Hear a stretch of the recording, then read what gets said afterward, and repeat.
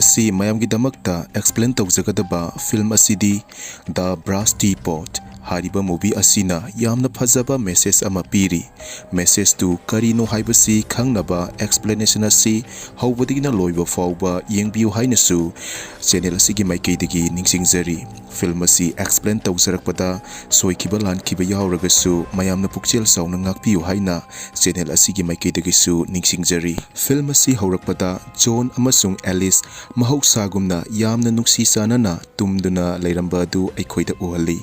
film asina su makhatana aikhoida khanghali madudi Alice asi yamna magi nupagi seba tawba haiba magi nupabu mabukning harauna lehenba ngamba nupini haibasi Alice na breakfast semduna John du breakfast pijarami John mayum puba ngamnaba thabak nongmata leptana chatlami John amasung Alice sen yamna thoktaba family haibudu oirami John magi company gi supervisor na thabak tawbada hena profit lainaba taw hairami John economy gi situation asi yadabana company asina profit phajana fangdabani khongki adubu supervisor na John gi wadu thoina thausabiramde somdasu Alice tu family run tawba ngamnaba haina thabakki interview ama yawba laklami adubu Alice thabakki experience laitabana master degree su oidabana mahak tu thabakta reject tawbirami Alice na sagacharamba manglan pumba kaiduna yumda halakhi Alice na karamna family adu run tawgadagi khalingai aduda makhoigi rent ki mapu adu laktuna makhoigi thong gi bell adu khinglami thong hangduna yenglubada yumbu oirami yumbu duna yumgi bara thorami madune hena makhoida matha saba haibudu oirami Alice na makhoigi banking da yenglubada makhoina rent fee piba loiraba matung makhoi adu $45 minus chatlami madu ubada matha hena sarami namidangi matamda Alice amasung John du skun taminarakpa mamanaba amagi party yawba chatlami makhoina party du yawbada makhoina setliba dress tu yamna ot taba haibudu oirami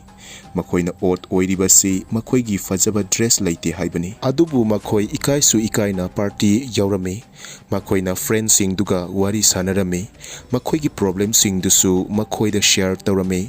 makhoi yu thaktuna yamna harauna party yawrami no ngalabada makhoigi fridge ta pot amata leitabana makhoi town da chatuna pot leiba tarami makhoina shopping town da lakpagi lambi da khanghaudana truck amaga accident thokhi laibak phabadagi makhoi ani adu karisu soomde adubu makhoi police lakpa ngairami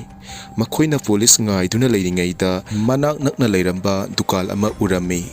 dukan adudagi hanubi ama tholaktuna leimaidigi yamna fajaraba teapot ama laukhatuna dukan da changkhiba adu ubadagi Alice teapot tu pamanduna dukan aduda changlami mana dukan dugi hanubi duna thamba teapot adu urami hanubi duda mana wari ngahak sarami tanja duda hanubi dugi phone laktuna Alice na tanja ama fanglami tanja du mana lemna thadabida teapot tu mana huraba matung chentorakhi magi nupada car du thuna thaunaba haibada magi nupana su yamna ngaklami magi nupana karigi huri bano haina hanglubada Alice na hai teapot adu yamna phajamanduna huri bani haina Alice na mayum yawduna harau na phone da thabaki matangda wari sana magi masamadu semduna leirami aduda soibadagi magi laibakta something hannabagi device tuna magi laibakta pokhi mana sauduna laukhatpada ngasai man hurakhiba teapot tu lengbagumna man ukhi Alice haifet ngakladuna teapot adu hanglami maduda teapot ki manungda dollar khara yauduna leiramba du ukhi Alice na khalami madudi teapot asi asok apan thokpada paisa puthokpa mali khaladuna magi laibakta amuk masana atamnana pokhalami maduda su teapot adu paisa thoklami mana thiduna yenglubada $700 oirami Alice paisa hena fangningduna magi makhong du furniture da kauksenduna paisa hena fanglami adudagi mana potchai kaya kawba thinba tawduna teapot adu paisa thokhalami somda su Alice ki nupa John du magi company gi supervisor duna profit hena leiba maongda thabak sude haina thabak tagi pothanaba hairami John mana thabak toklabadi magi family adu karamna hingadage khanduna yamna wana mayumda laklami मान हलकपदा मखोइगी living room दु इचाई चाइदुना लेरंबदु मान उरम्मी मागी नुपी अदु सोकलगा तादुना लेरंबदुसु मान थेंगनरम्मी एलिसना करिसु तौदे हाइदुना जोनदा पाखत्तनबा हाइरम्मी zone थवाई नुआइतना high मागी थबक तोकले हाइना एलिसना मदुदा थोइना वानिंगाई लेते मरमदी मखोइदा T pot अदु लेरे हाइना जोन ज्ञान ताबा ngamlamde मदुदा एलिसना जोन अदु खुबाकना थाखी मदुदा टी पोट अदु पैसा थोकलखी मदुदगी एलिसना अमुक जोन दु खुना सुजिनकी मदुदसु टी पोट अदुना पैसा कया थोकहलखी मसिगी मतुंग जोनना मागी नुपीदा हाई असुमना तौरबदी मखोइगी पुंसी अदु फत्तबा लंबीदा सोइदना लोइखिनी मदुना टी पोट असी मपुगी मनाक्ता पीरुरसी हाइना जोन टी पोट अदु मपुदा पीनबा लाक्लमी अदुबु जोन पिरमदाइदा पामुरक्तुना मपुदा पीदबिदा युमदा मुपुरखी मसिदगी मखोइना वा खनदुना टीवी शो अमदा पुरक्तुना जोन टी पोट अदु योनबा तौरमी टीवी शो अदु एशिया की मियोय लीलिंगना येंगदुना जोन की एड्रेस दा चटनबा होनखी टीवी शो की मपुदुना पीगे हाइरिबा ममल अदु जोन पामदबदगी यारमदे मासिदगी मयुमदा लाक्तुना एलिस का वा तानखी मखोइना यानखी मदुदी मखोइना 1 मिलियन यौनबा मखोइदा असो अपन नंगहलसी हाइना मरमदी मखोइना असो अपल नंगद्रबदी टी पोट असी पैसा थोकते हाइबसिनी मासिदगी एलिस अमसुंग जोनदु यामना असोक अपन ओइबा प्रोसेस कया चथरमी पैसा फंगनबो होटनबदा मखोय यामना अंगक थबक कया सु चथरमी फिल्म असिदा उहली मदुदी मखोयना फत्तबा अमदी असोक अपनगी थबक हेलिबा मखै टी पोट असिना पैसा हेना पुथोई हाइबसी नोंगमा जोनगी ममा मपागी मयुमदा चाक चरमी अदुबु जोनगी ममा अमदी सिस्टरना एलिस अमसुंग जोनगी अहोंगबा मतवदु उबदा यामना ngakलमी मखोइदा तंगदु लैताबा लैतबा मसादा शांति लैतबगी मतवदु उरमे जोन अमसुंग एलिस तु मयुमदा हलक्तुना मबानी नुंगाइना लैरिंगाइदा नुपा अनी लाक्लमी जोनदा खुद थादुना हंगलमी टी पोट अदु कादाइदा लै हाइना मखोइगी ग्रांडमाना टी पोट अदु मांखिबदगी सिरा फावबदा शांति लैतना सीकी हाइना जोन मखोइना फुबदा ई तारमी ई ताबदुना मरम ओइरगा टी पोट अदुदी पैसा थोकलमी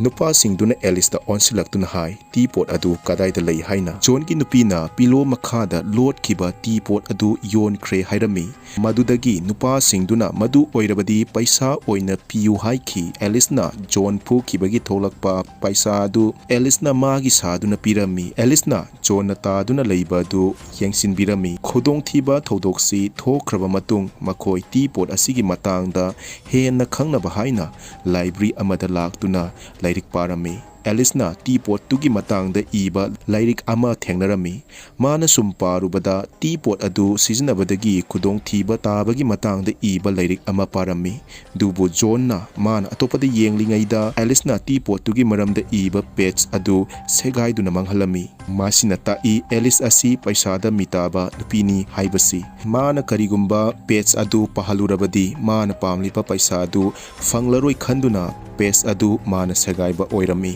मासिगी मतुंगदा मखोइना टी पोट की मतेंगना पैसा कया तांदुना यामना नुंगाइबा पुंसीदा लेलमी मखोइना कार अमसु लेरमी तांगबा युम अमसु लैदुना यामना नुंगाइना पालमी नोंगमा यामना हाई स्टैंडर्ड ओइबा पार्टी अमसु मखोइगी युम अनौबदुदा तौरमी नोंगमसु एशिया की मियोय अमा मखोइगी युमदा लाक्तुना डोरबेल खिंगलमी मदुदा जोनना थोंग हांगदुना येंगलुबदा एशिया की मियोयदुना इंट्रोड्यूस तौरदुना हाई मागी ममिंग लीलिंग कवी अदुगा महक अदु थियोसॉफिकल कम्युनिटीनी हाइदुना सक्ताक्लमी महक अदु एंशियन आर्टिफैक्ट इंटरेस्ट ओइबा मरु ओइना टी पोटनीसु हाइरमी जोन अमदी एलिस अदु वा हाइफेट खनखी जोन अदी टी पोट अदु पुथोक्तुना येंगनसी हाइखी अदुबु एलिसना करिगुम्बा टी पोट अदु लैट्रबदी मखोइना वागनि खंदुना यारमदे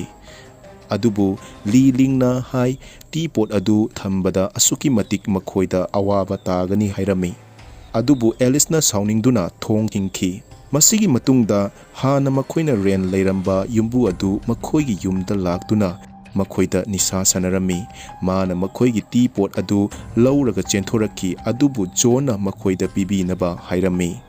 Nupaduna mana tonglakpa truck-tuna teapot adu takhairami adubu teapot adu karisu akai atoi thoklamde madu ubada makhoi ani adu yamna ngaklammi makhoina teapot adu amuk phangjabaduda makhoi nuwaizarami teapot ki matau adu ubada hen akupa marol khangningladuna lilingi manakta laktuna teapot tugi maramda hanglammi Liling na hairiba teapot asi yamna sathiba misingna paiduna lai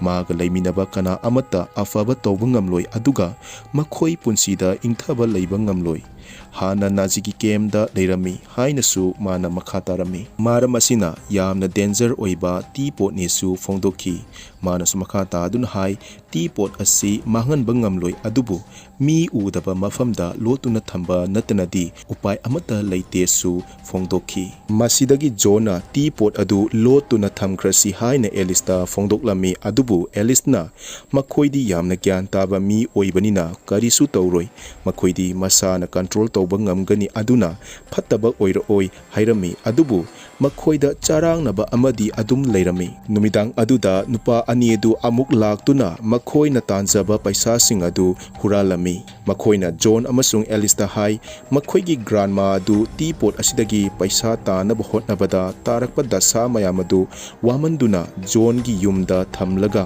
paisa talhanbani haiduna karemnaki makhoina sumakha tan hai John adu yamna single maramdi makhoigi paisa adu toilet ta lotli haiduna nokem haigemnaki paisa na nungaiba piba ngamdi haibasi film asina mayek sengna takli nupa sing aduna hai makhoina nungaina paisa launaba John amasung Elista teapot adu thambani haina kona thangda Elisna makhoina begta hapsinduna puge tawriba paisa adu munnaba tawbadagi khutthokna rakhi John amasung Elis adu nupa aniduna phuduna laimaida taduna lehawi Hausik makhoigi teapot adu paisa yamna piba ngamlamdre adubu asok apan nangba yabasu nangle makhoi makha tana paisa tanaba masada tetu kaya haktuna paisa thoknaba tawrami nongma mabanina barda laklami John barduda mi khanafamadu kadaida lei haina hanglami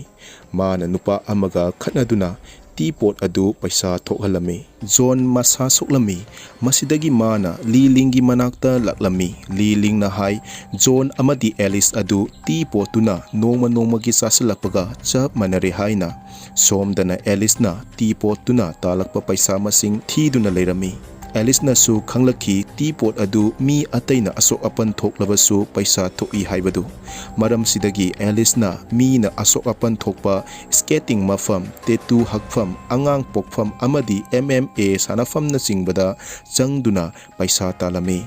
nongma John amadi Elis car thoduna laklami makhoina sum lakpada homeless oiba nupa ama lambi landuna leirambadu ubada Elis na car duna thomlaga paisa thoonge khalami adubu John na mamai leithoktuna homeless person adu kanki Elis na sauki madudi mana paisa tanbada John na mateng pangde haina John Elis na tawrakliba mataw adu ubada yamna ngaklami makhoina adumna saunabaduda teapot adu paisa thoklambadagi Elis na makha tana khangki madudi teapot asi emotional pain oiba matamdasu paisa thokpa ngami haibasi asidagi Elis na John da emotional pain oiba wari kaya saduna paisa tanki John magi nupina tawribadu pamlamde adubu magi nupigi khallaga magi haukraba punsida Thengnarakiba nupi kayagi matangda wari liduna emotional pain ohenduna paisa tanki Elis na su John da emotional pain oiba wari liduna paisa talami asumna makhoi paisa tanki makhoina adumna tawbada natana makhoi mioi kayada pukning sohanduna paisa talami Elis ki sister gi yumda laktuna man hausik leiriba angang adu maga laiminariba husband dugi angang natte haiduna emotional pain piduna paisa talami kona thangda Elis oidaba ngang khibadu nungairaktruduna yumda laklami Elis na John da hai makhoina adumna pukning piktarak labadi makhoi paisa paiba ngamlaroi maduna makhoigi manak nakna leiba playground da sanariba drug dealer sing asi ama hatuna 1 million yohalaga toklasi haina John magi nupigi wafamadu pamlamde adubu magi nupigi aningbasu thungba pamlami Makhoi ani yanaduna drug dealer adu hatlaga phumnaba mang ama tawba laklami. Makhoina tawringaida John na mahak thabak adu yawba ngamlaroi hairami. John na Alice teapot amasung magi marakta karamba khangadagi haina wahang hanglami. Alice na pakhum pirakhide. Alice na pakhum piraktabadu ubada khangki madudi Alice sengi mayaina John fau kaure haibadu. Masidagi John matha samanduna Lee gi manakta laklami. Lee da John na mabu mateng pangbiu haiki. Aduga teapot adusu man huran biro hairami. Lee na hai madu thengmankre. Mana sumaka taraduna hai teapot adu huran bagi mahutta mangonda fazana pigadabani haina. John magi wafam adu taraba matungda mayumda lakhi. Numidang duda Alice bathroom da iruzaba loiraga tholakpada John du thonau da famduna Alice da teapot asi Lee da pikhrasi haina. Maduda Alice na yakhide madudagi John na chongthaduna masa sokhalami. Masigi thaudoktagi Alice su teapot piba du yarami. Makhoi anina hanagumna nungsinaduna tumduna leiringaida hanagi renki mapu laktuna teapot adu huduna pukhi. Makhoi su teapot adu karamna paisa tali haibadu khangladuna renki mapugi nupiga I thoknaduna paisa talami. John amadi Alice su makhoigi yumda laklami. Makhoina lakpada makhoina leiramliba matawadu ubada yamna ngaklami. Hanigi nupa anidusu laklami. Makhoi masen teapot adu unabada nongmoina kapnaduna makhoi mari sirami. Adubu John amadi Alice ti lotuna lehobana hingauki. Asumna mabanina teapot adu Lee da piba laklami. Lee na hai sahi kayagi mamangda King amadi Queen teapot asina maram oiraga punba yakhide. Adubu nabani di punsinba ngamle haiduna thagatpa fongdoklami. Asumna hanagumna mabani nungsinana laiminaki. Film asina uhalli madudi paisana asengba nungsiba nungaiba ingthaba piba ngamde haibasi. Mayam hawdina loi fawba yengbiba sigidamakta hainingai leitana thagatjaba fongdoksari.